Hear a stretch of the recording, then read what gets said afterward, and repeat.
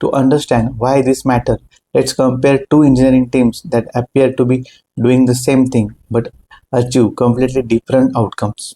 This slide represents one of the most important comparisons in the entire module. Let's start with the left side.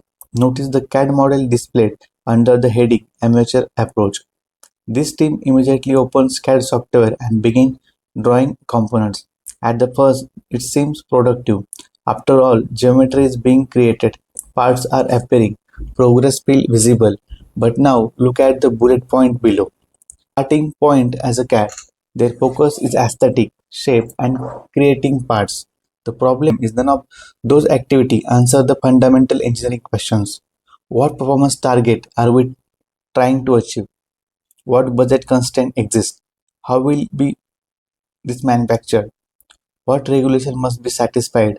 As a result, projects often experience unexpected failures, manufacturing challenges, and expensive redesigns.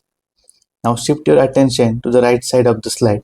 Notice the engineering team gathered around drawing, calculation, and planning documents. This is the professional approach. Instead of beginning with geometry, they begin with requirements. They spend time benchmarking competitors, they identify constraints, they define measurable performance target. Only after those questions are answered do they begin developing solutions. Look at the outcome listed at the bottom.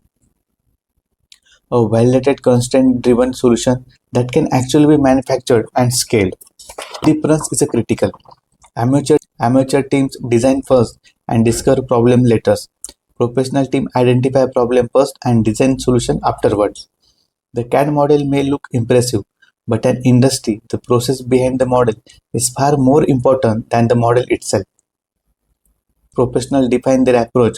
They follow a strict development sequence that ensure every engineering decision is validated before moving forward.